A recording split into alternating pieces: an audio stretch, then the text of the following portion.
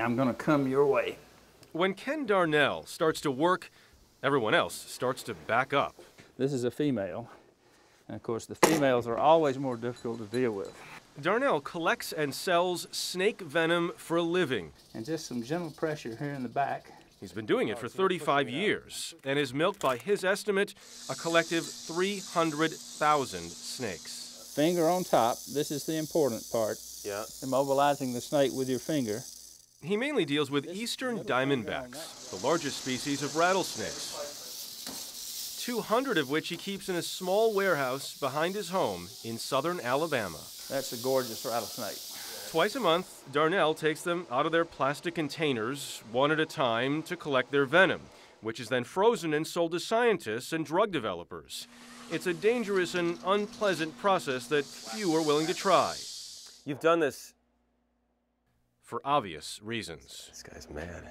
A lot of people think I'm brave by working with venomous snakes. I just happen not to be afraid of venomous snakes. If you're afraid of that snake, you're going to hesitate when you have to move in to pick him up. As they say, he who hesitates is lost, and it will happen in snake handling. Have you ever hesitated? I don't think I've ever hesitated. It doesn't mean I haven't had an accident. This finger's not as big as it used to be because I lost a little tissue from it. Snake bite. Snake bite. What would happen if this snake bit you right now? Well, I would probably utter a few choice words, and then I would sit down for a minute and evaluate how serious it was. About 1/3 of rattlesnake bites are dry. If he didn't inject any venom, there's no sense going to the hospital. And that's the irony of Ken Darnell.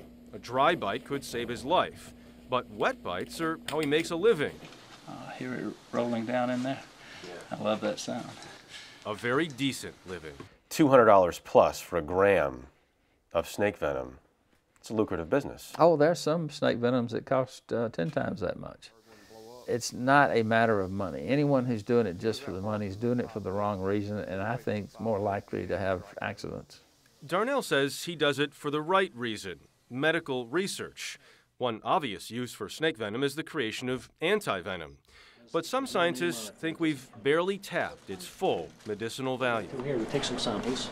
Paul Reed is CEO of Celtic Biotech. He says several drugs derived from snake venom are already on the market, like Integralin, which is used by hospitals to help heart attack victims. But his company is hoping for a breakthrough. The other exciting parts are the anti-cancer applications. The rattlesnake and the viper venoms are very intriguing when it comes to potential applications to therapies. I think they're going to be very exciting in the near future. The main hurdle facing this kind of research, says Reed, is that studies based on snake venom are often seen as snake oil. It's not the public who are anti the idea of using snake venoms. Essentially, if you're desperate, you're going to use anything. But I think the medical community needs to kind of catch up on the science. Venom is protein. Darnell is no scientist, but he believes in their work. And at 68, he has no plans to back off. You think it's cool, you'd be doing it for the wrong reason. The reason you do it is because, well, you just about have to do it. You think it does good, not that it's cool.